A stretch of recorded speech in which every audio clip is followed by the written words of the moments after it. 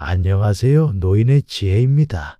영양제에 한 달에 수십만 원씩 쓰고 계신 경우가 있지 않으신가요? 오늘은 우리 인생의 황금기, 노년기에 꼭 피해야 할 5가지 건강 함정에 대해 이야기 나눠보려 합니다. 이 나이에 무슨 함정이야? 하실 수도 있지만요.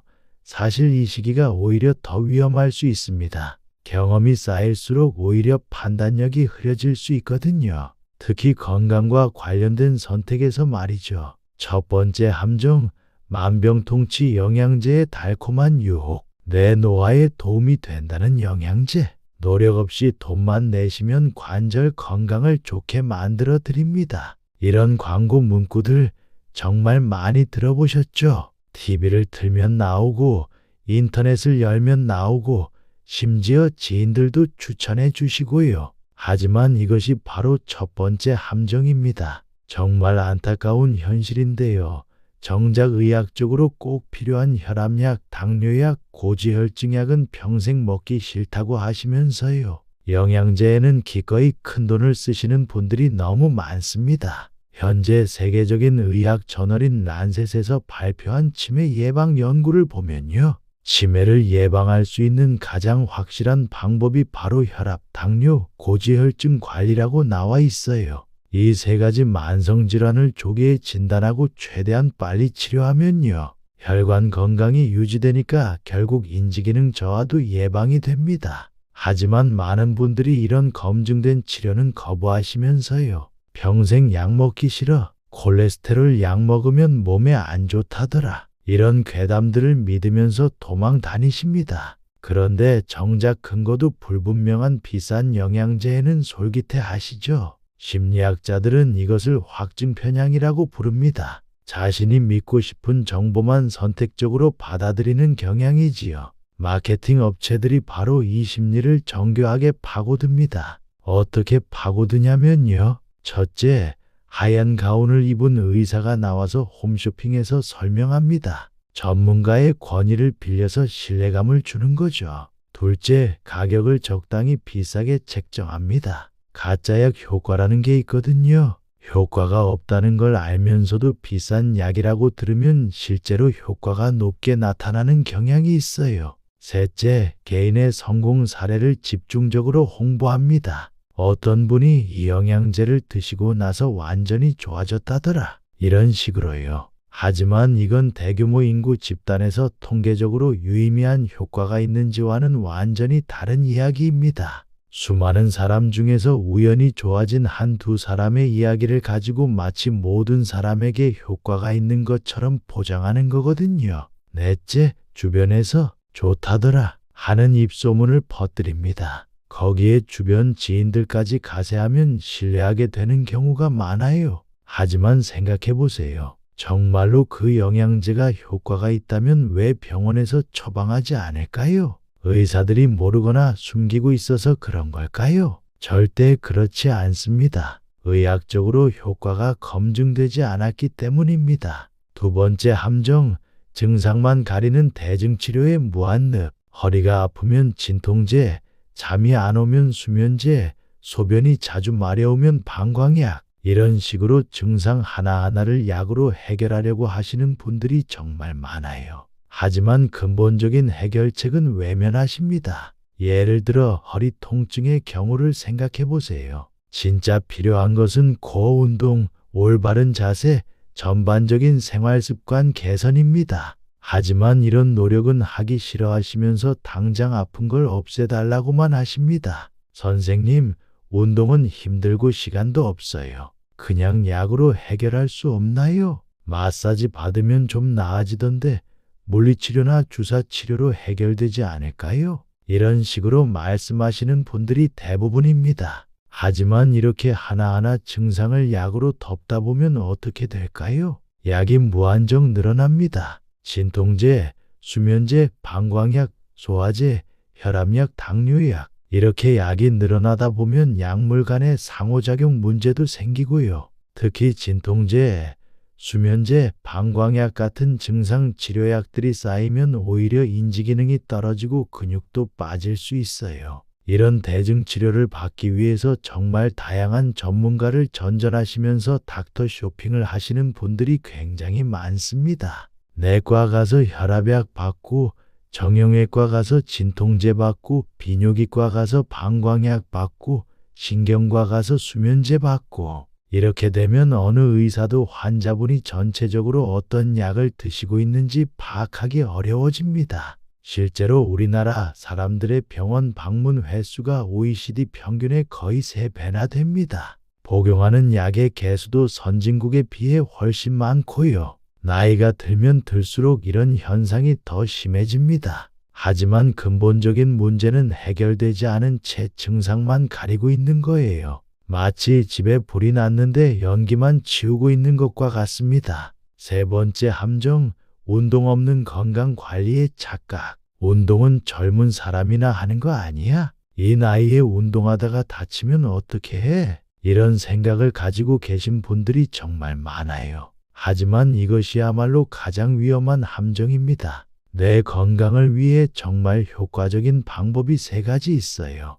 첫 번째가 몸이 느리게 늙는 생활습관, 두 번째가 만성질환 관리, 세 번째가 인지예비 능력 증가입니다. 인지예비 능력은 뇌의 현금 통장 같은 거예요. 나이가 들어서 뇌세포가 조금씩 손상되더라도 이 예비 능력이 많으면 치매가 늦게 오거나 아예 오지 않을 수도 있어요. 이 인지예비 능력을 늘리는 방법이 바로 3가지입니다. 첫 번째가 신체활동, 그러니까 운동이고요. 두 번째가 인지활동, 머리를 쓰는 활동이에요. 세 번째가 사회활동, 사람들과 만나서 교류하는 활동입니다. 이 3가지는 결국 노력 없이는 되지 않습니다. 또한 근감소증을 예방하고 근육 기능을 좋게 만드는 유일한 방법도 근력운동이에요. 결국 뇌 건강과 근육 건강의 교집합은 운동입니다. 하지만 안타깝게도 주요 국가 163개국 중에서 한국 사람들이 규칙적으로 운동하는 비율이 꼴찌에서 2번째예요. 그만큼 우리나라 사람들이 운동을 안 하고 있다는 뜻입니다. 우리나라 사람들은 신체 활동이 아주 적지는 않은데 대부분 걷기 외에 다른 운동은 안 하십니다. 나는 매일 1시간씩 걸어. 그것도 운동 아니야? 물론 걷기도 좋습니다. 하지만 충분하지 않아요. 안타깝게도 걷기는 제가 지금 앉아있는 것에 비해 대사적 활성도가 고작 3배 정도밖에 안 됩니다. 노르딕 워킹이나 파워워킹 같은 걸 하시면 유산소 운동이 될 수도 있지만요. 대부분 분들이 하시는 그냥 산책 수준의 걷기는 실제로 운동 효과가 굉장히 떨어집니다. 진짜 운동은 중강도 이상의 유산소 운동이에요. 땀이 나거나 약간 숨이 찰 정도로 빠르게 걷기, 계단 오르기, 조깅, 수영 이런 것들 말이죠. 그런데 더 큰 문제가 있어요. 서울시 시민 중에서 근력운동을 실천하는 비율이 고작 18%밖에 안 된다는 겁니다. 나이가 들면 들수록 관절이 딱딱해지고 관절 가동 범위가 줄어들면서 유연하게 움직이는 능력이 떨어지거든요. 그래서 스트레칭과 밸런스 운동 그리고 근력 운동은 반드시 해야 합니다. 특히 근력 운동 같은 경우에는 사람마다 더 발달되어 있고 더 취약한 근육들이 다르기 때문에요. 그냥 유튜브 보고 운동을 따라 하시거나 혼자서 그림만 보고 운동하시면 대개 본인이 이미 발달된 부분을 더 사용하게 되고요. 본인의 취약한 부분들은 운동이 안 되는 경향이 있어요. 그래서 반드시 운동 전문가와 상담을 해보시고 어떤 운동들을 나한테 하는 게 도움이 되는지 배우신 다음에요. 그 운동들에 대한 자세를 봐달라고 하시면서 진행하는 게 좋습니다. 4번째 함정, 너무 늦었다는 포기의 심리. 이 나이에 운동을 시작해봤자 뭐해? 벌써 70인데 지금부터 뭘 하겠어? 이런 말씀을 하시는 분들이 정말 많아요. 하지만 이것이야말로 가장 위험한 생각입니다. 절대 그렇지 않거든요. 평창에서 연구했던 결과를 말씀드릴게요. 6개월간 주 2회, 한 번에 1시간씩 4가지 운동 요소를 모두 포함한 운동을 하면 실질적으로 신체 기능이 약 10년에서 15년 가까이 향상되는 효과를 볼 수 있었어요. 정말 놀라운 결과죠. 70대 후반,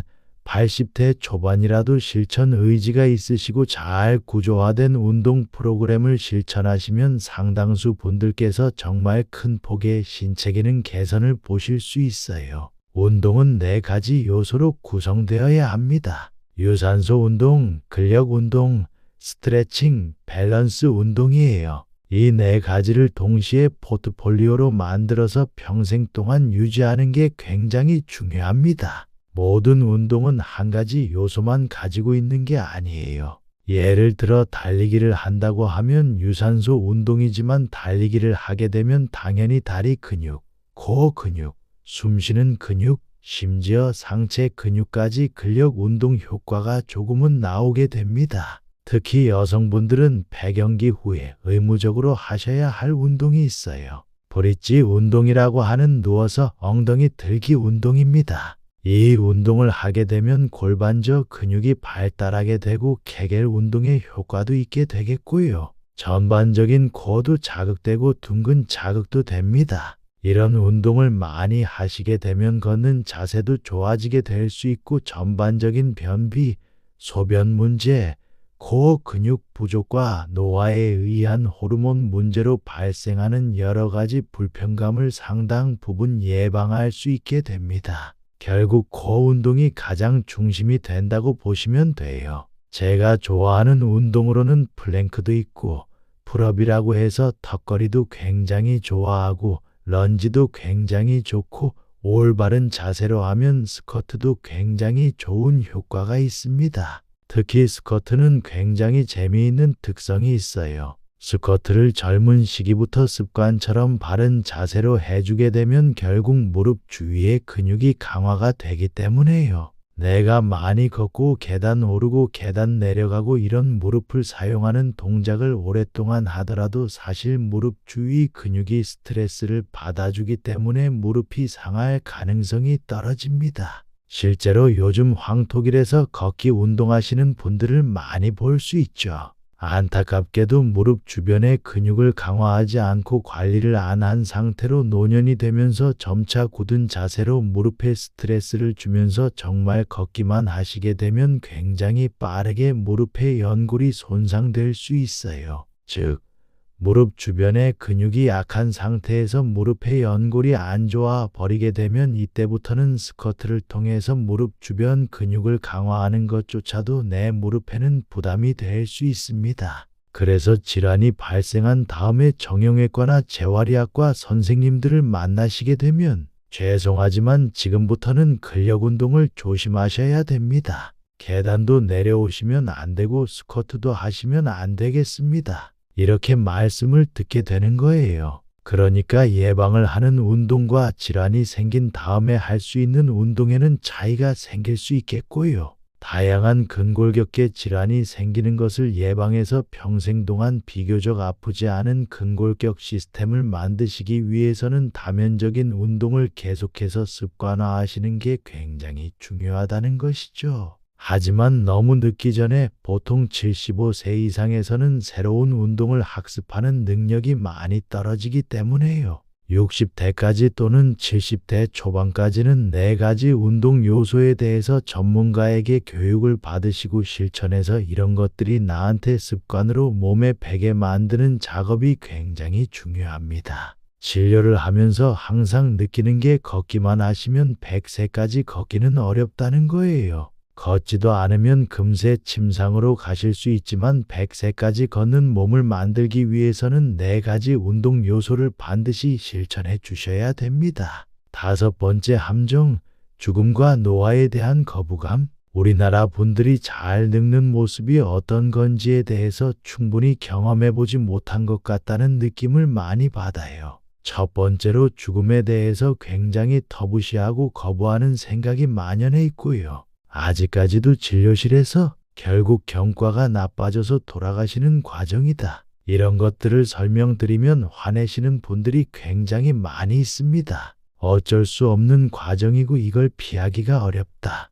는 걸 말씀드리는데 받아들이기 어려워하시는 분들이 많고요. 2번째로 노화에 대해서도 굉장한 거부감을 가지고 있는 분들이 많습니다. 예를 들어 굉장히 노화가 많이 진행되어서 요양병원이나 요양원에 계시는 분들이 있잖아요. 이런 분들이 정말 노안으로 사망하시는 거거든요. 결국 치매가 진행해서 근육이 빠지고 흡인성 폐렴이 생기거나 또는 소대변을 가리는 문제가 안 되기 때문에 방광 기능이 떨어져서 요로 폐혈증이 생기거나 이렇게 해서 사망하시고요. 아니면 삼키는 장애 때문에 결국 영양 결핍이 진행되어서 또 전반적으로 기능이 떨어지다 보니까 욕창으로 진행하고 이렇게 사망하시는 이런 것들이 결국 정말 노안으로 사망하시는 거라고 의학적으로는 보는데요. 안타깝게도 우리나라에서는 이렇게 환자분들이 돌아가시게 되면 점점 더 심해지고 있는데 담당 의사한테 소송을 거는 그런 일들이 생기고 있어요.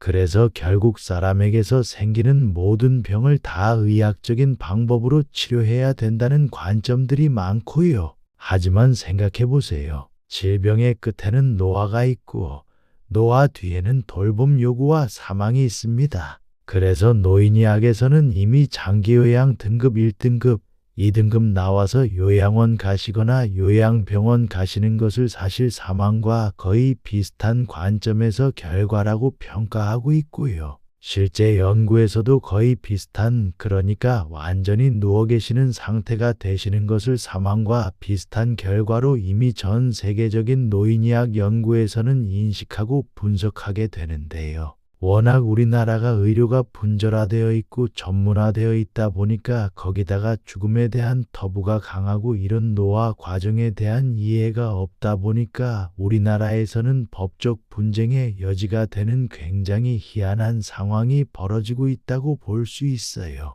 그렇기 때문에 제가 일본과 한국을 왔다 갔다 하면서 연구자들과 토론도 많이 하고 또 실제 현장에도 많이 가봅니다.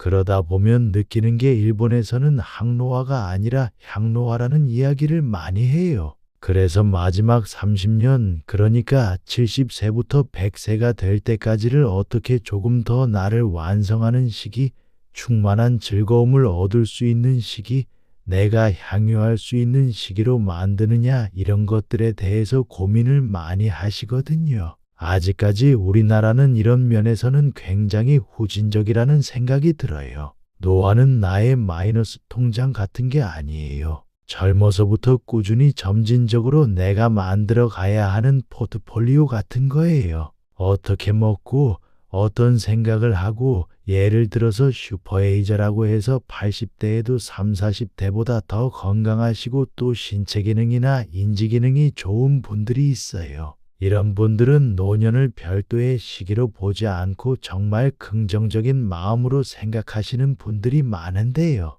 이런 생각들, 그 다음에 또 어떻게 신체 활동 포트폴리오를 잘 만드느냐, 그래서 유산소 운동, 근력 운동, 균형 운동, 스트레칭 이런 것들을 또 역시나 포트폴리오처럼 쌓아내는 것들이 중요합니다. 그리고 내가 노년기에도 즐길 수 있도록 인지기능을 계속 강화하는 노력들, 평생 학습을 하시고 계속 액티브하게 라이프 스타일을 즐기시고 또 점점 나를 더 개발시키는 여러 가지 활동들 하시는 것, 이런 것들이 굉장히 중요하다는 것이죠. 그렇다면 어떻게 해야 할까요? 이제 구체적인 해결책을 말씀드릴게요. 첫 번째, 영양제보다는 검증된 만성질환 관리에 집중하세요. 혈압, 당뇨, 고지혈증약을 제대로 복용하는 것이 어떤 영양제보다 내 건강에 도움이 됩니다. 이건 수많은 연구를 통해 이미 검증된 사실이에요.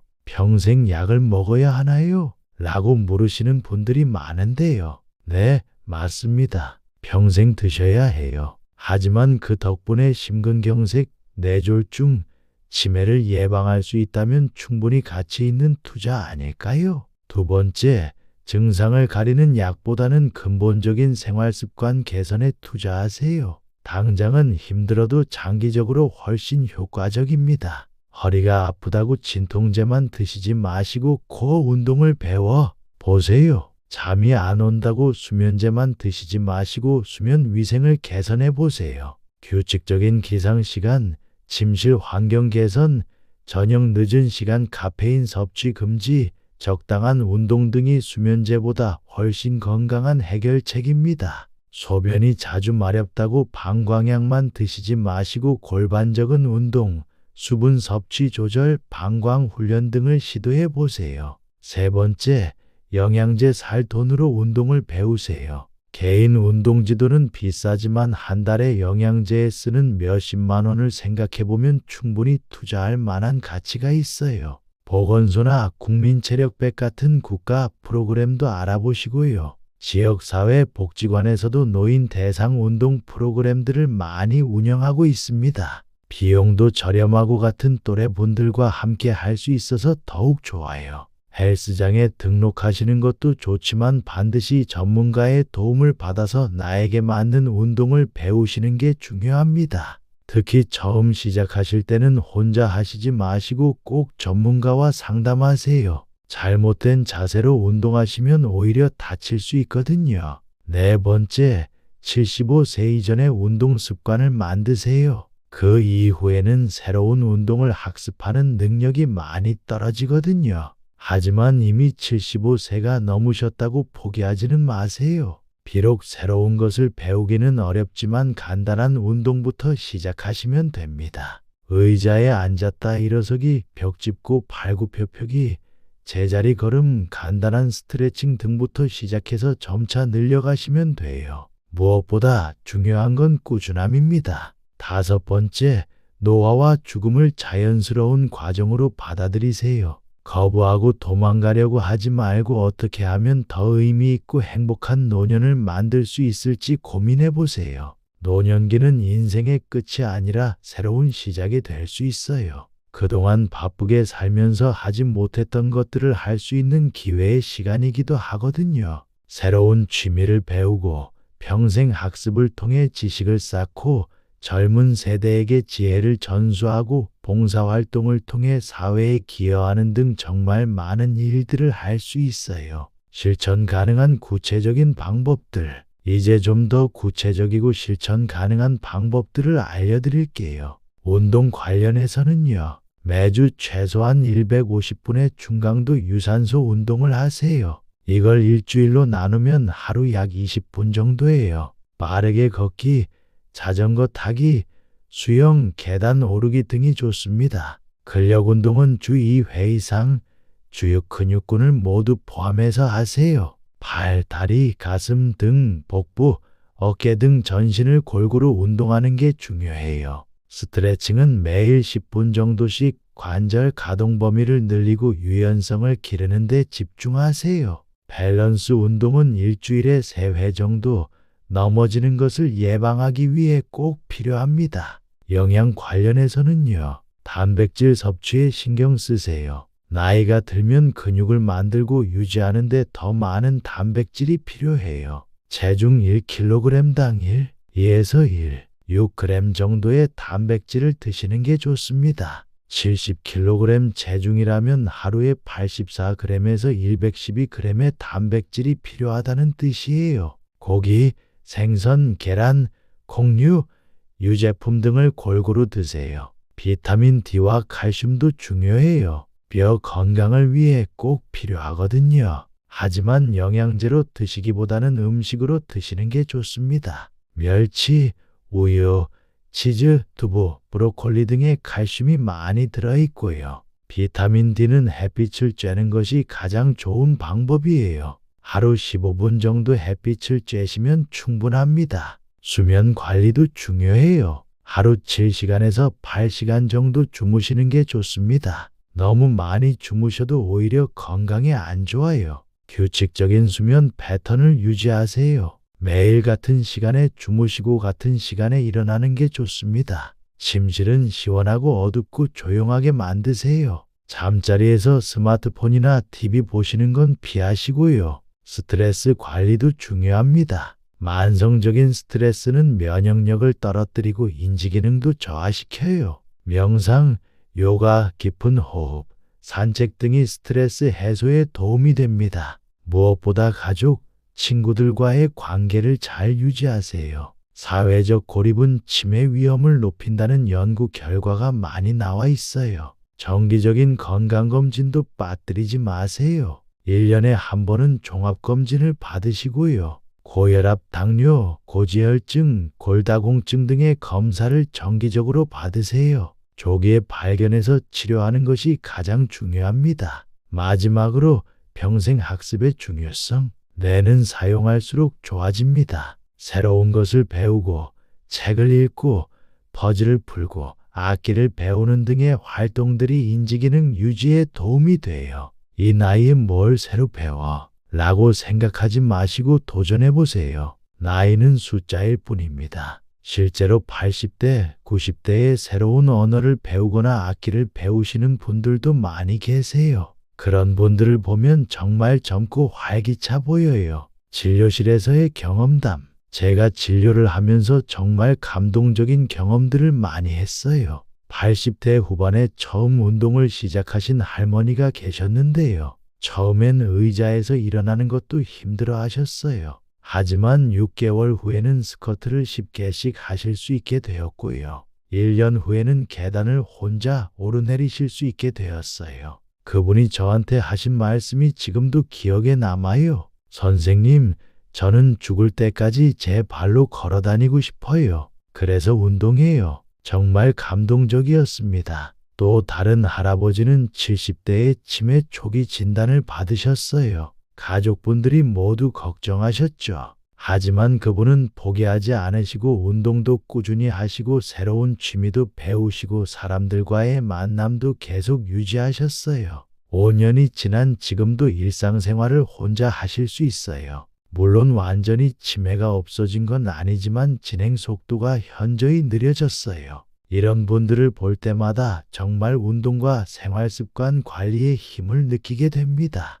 현실적인 어려움들과 해결책. 물론 현실적으로 어려운 점들도 있어요. 운동할 시간이 없어요. 돈이 많이 들어요. 어디서 배워야 할지 모르겠어요. 혼자 하기는 무서워요. 이런 고민들 다 이해합니다. 시간이 없으시다면 일상생활 속에서 할 수 있는 것부터 시작하세요. 엘리베이터 대신 계단 이용하기, TV 보면서 제자리 걸음하기, 집안일 할 때 스쿼트 자세로 하기 등 작은 것부터요. 돈이 걱정이시라면 집에서 할 수 있는 맨몸 운동부터 시작하세요. 유튜브에도 좋은 운동 영상들이 많이 있어요. 다만 처음에는 꼭 전문가의 도움을 받아서 올바른 자세를 배우시는 게 좋습니다. 혼자 하기 무섭다면 가족, 친구와 함께 하거나 동네 운동 모임에 참여해 보세요. 같이 하면 더 재미있고 꾸준히 할 수 있어요. 마지막 당부의 말씀. 여러분, 나이 드는 것은 자연스러운 과정이에요. 하지만 어떻게 나이 드느냐는 우리의 선택에 달려 있습니다. 건강하게 나이 드는 것도 아프면서 나이 드는 것도 모두 우리의 선택의 결과예요. 지금 당장 시작하세요. 내일부터 하겠다고 미루지 마시고 오늘부터, 지금부터 시작하세요. 작은 변화라도 꾸준히 하면 큰 결과를 만들어낼 수 있어요. 영양제에 쓰는 돈을 운동 배우는 데 투자하세요. 증상을 가리는 약보다는 근본적인 해결책을 찾으세요. 만성질환 약은 꾸준히 드시고 관리하세요. 운동은 평생의 친구로 만드세요. 그리고 무엇보다 긍정적인 마음가짐을 가지세요. 노년기는 끝이 아니라 새로운 시작입니다. 그동안 쌓아온 지혜와 경험을 바탕으로 더욱 풍요로운 인생을 만들어 가실 수 있어요. 여러분 모두가 건강하고 행복한 노년을 보내시길 진심으로 바랍니다. 이상으로 노인의 지혜였습니다. 구독과 좋아요, 알림 설정은 언제나 저에게 큰 힘이 됩니다. 오늘도 들어주셔서 감사합니다. 행복하세요.